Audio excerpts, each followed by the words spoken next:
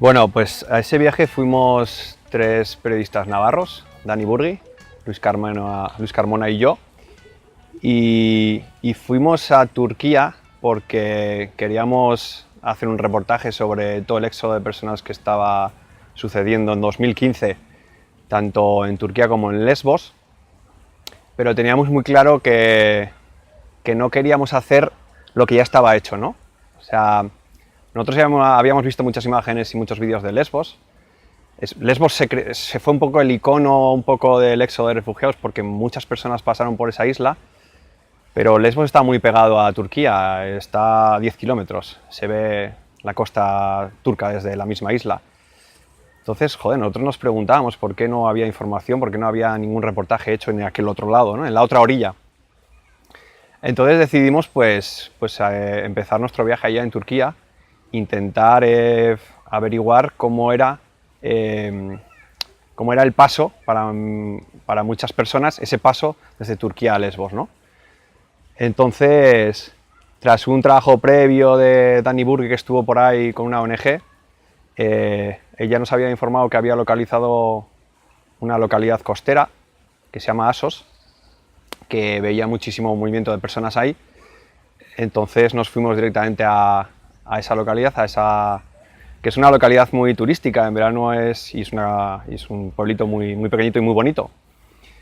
Pero fuimos los tres para allí y nos encontramos andando del pueblo a unos 500-600 metros, una pequeña cala, así como metida un poquito hacia el interior, donde había miles de personas que estaban ahí en un campamento improvisado, aguardando su turno para embarcar en unas dinghies, en unas lanchas, para cruzar a Europa. Entonces nosotros conseguimos meternos a esa cala, éramos tres, nos metimos con mochilas, bueno, digamos que nos infiltramos un poco ahí en esa cala y pudimos ver, ¿no?, todas las escenas que había ahí. ¿Y qué vimos en esa cala? Pues vimos a gente de todo tipo de edades, desde bebés hasta gente mayor, gente en silla de ruedas, pues a punto de embarcar en esas barcas que les llevasen a Lesbos y a Europa, ¿no? Entonces vimos un poco, pudimos hacer también unas fotos en las que se veía ese miedo, ¿no? Ese miedo de antes de embarcar en esa barca que te va a llevar a Europa, pero que no sabes si vas a llegar, ¿no? Porque al final también es verdad que ahí depende de las condiciones del tiempo, de la mar, y aunque es una distancia muy pequeña, es una distancia que se puede recorrer en una hora, pues tiene sus riesgos. Entonces vimos ahí momentos de mucha tensión, también vimos la peor cara del ser humano, porque vimos ahí cómo operaban las mafias, cómo las mafias hacían el negocio, ¿no?, con estas personas, cómo les trataban, cómo les amenazaban, iban armados con puñales, con pistolas. Entonces vimos pues eso, un trato denigrante hacia esas personas, ¿no? Personas que llegan allí engañadas, que ellos pagan por ese viaje de una hora entre 1.000 y 1.500 euros y que llegan engañadas porque ellos les comentan que van a ir en una barca segura, que van a ir en una barca como mucho 10 personas, y entonces se encuentran que cuando llegan a esa cala son dinghies muy pequeñas y en la que viajan hacinados incluso 50 personas. Entonces era una estampa, era una estampa muy dura, porque veías por una parte pues esas personas desesperadas que huyen de sus países y que saben el riesgo que corren al montarse en esas barcas, pero que no les queda otra manera, porque Europa no les deja pasar de otra manera, que arriesgar sus vidas en esas barcas, ¿no? Y luego lo que te digo, también esa gente que está aprovechándose y haciendo negocio con el tránsito de personas, ¿no? Pues fuimos a Melilla porque en realidad es una frontera que está cerca, que está en territorio español, que de hecho es una frontera que ha sido modelo para las fronteras que se han ido levantando en Europa, y que, joder, por cercanía también decidimos ir, ¿no?, a documentar lo que ocurre allí. Sí que es verdad que cuando fuimos nosotros, que era 2017, los saltos a las fronteras eran prácticamente nulos porque se había invertido muchísimo dinero en medidas de seguridad para que no pudieran haber saltos. Pero estuvimos documentando todo el trabajo que hacen las porteadoras y los porteadores ahí en Melilla. Melilla tiene 3 accesos, 3 fronteras, que son Farjana, Beni Nzir y el barrio chino. Y en el barrio chino trabajan las porteadoras y los porteadores. ¿Qué hacen las porteadores? Hacen una especie de contrabando de mercancía alegal. O sea, no está prohibido, pero tampoco es ilegal. Entonces, lo que hacen es, unos empresarios llevan unos bultos con la mercancía que sea, porque no está visible qué mercancía es, a la explanada del barrio chino. Entonces ahí están esperando las porteadoras y los porteadores a coger esos bultos y pasarlos desde Melilla a Marruecos para luego venderlo en una ciudad cercana que se llama Nador. Entonces, nosotros nos centramos más en las porteadoras, son menos, pero las condiciones en las que trabajan son muchísimo más duras que la de los hombres, porque las porteadoras cargan los bultos sobre sus espaldas.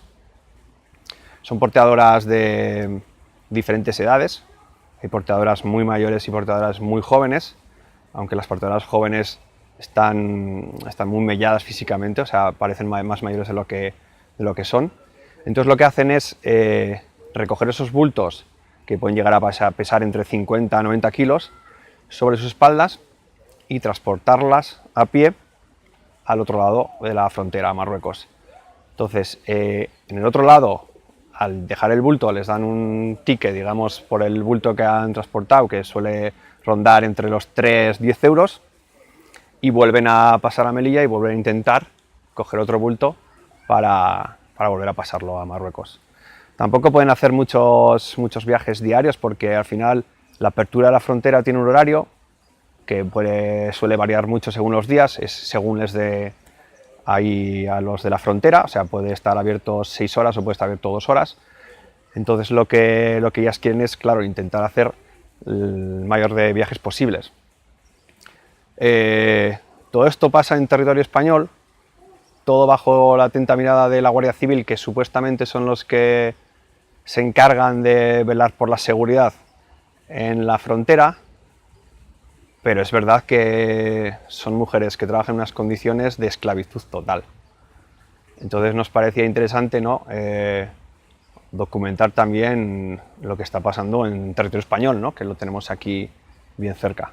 Porque al final somos personas que nos interesamos también por los problemas, ¿no?, que tenemos alrededor, y al final somos personas que creemos que el periodismo también es eso, ¿no?, poner el foco en la gente que más lo necesita y en la gente que pueda estar sufriendo injusticias o violaciones de derechos humanos, ¿no?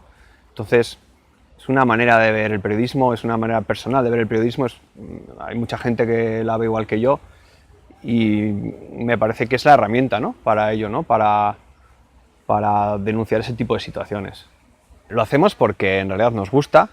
A mí me llena mucho mi trabajo, me llena mucho como persona también hacer este tipo de trabajo, y es verdad que no recuperamos el dinero que invertimos en este tipo de historias, pero también es nuestro tiempo libre, también es nuestro dinero, es como el que lo usa para irse a la playa, pues nosotros intentamos aprovechar ese tiempo y ese dinero que podemos tener ahorrado para hacer este tipo de historias, porque creemos en ellas y porque realmente creemos que es importante, ¿no?, que salgan a la luz, ¿no?, y darles visibilidad, ¿no? Entonces, al final, es como te comentaba antes, aparte de que como persona nos llena y como periodistas nos llena este tipo de trabajos, también es nuestro deber como periodistas, ¿no?, intentar dar luz e intentar poner el foco en las personas más vulnerables y que más necesitan. Yo creo que sí hay una conciencia, según también qué historias. Es verdad que cuando saltó aquella famosa foto de Aylán y el éxodo de los refugiados, yo sí que he visto a la sociedad navarra muy concienciada con el tema, ¿no? Y interesada, ¿no? Interesada por la problemática. Y yo creo que en general es una sociedad que sí que responde, ¿no? Cuando tú le planteas o le explicas o le enseñas o publicas un reportaje, ¿no? De este tipo, yo creo que sí que es una sociedad que empapa y se queda con el mensaje y que intentan, dentro de lo que puede cada uno en sus medidas, hacer lo que puedan, ¿no? Por lo menos ya solo informarse, ¿no? Y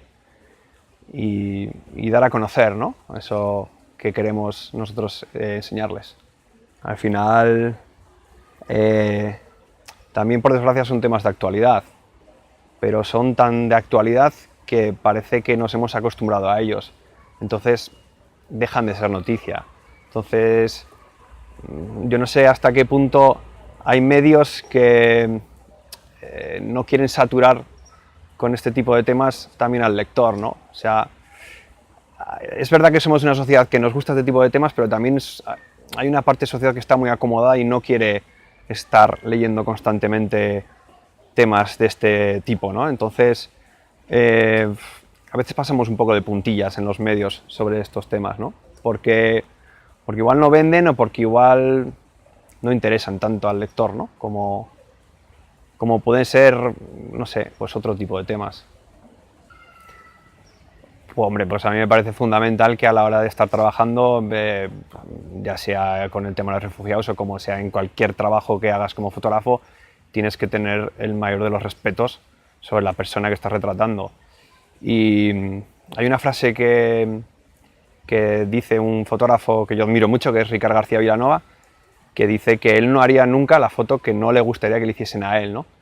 Entonces, no todo vale, ¿no? Este tipo de situaciones, o sea, por mucho que sean personas desesperadas que estén llegando al límite a Lesbos o que estén ahí en Turquía muy desesperados, no vale todo, ¿no? A la hora de hacer fotos. Entonces hay que saber también respetar a la persona que tienes delante, ¿no? Y cada uno tiene sus líneas rojas, ¿eh? Luego eso depende de cada persona, pero está claro que cuando una persona te dice que no quiere que le hagas fotos, no tienes que hacerle fotos. O sea, está incómoda, no quiere que le hagas fotos, no le haces fotos.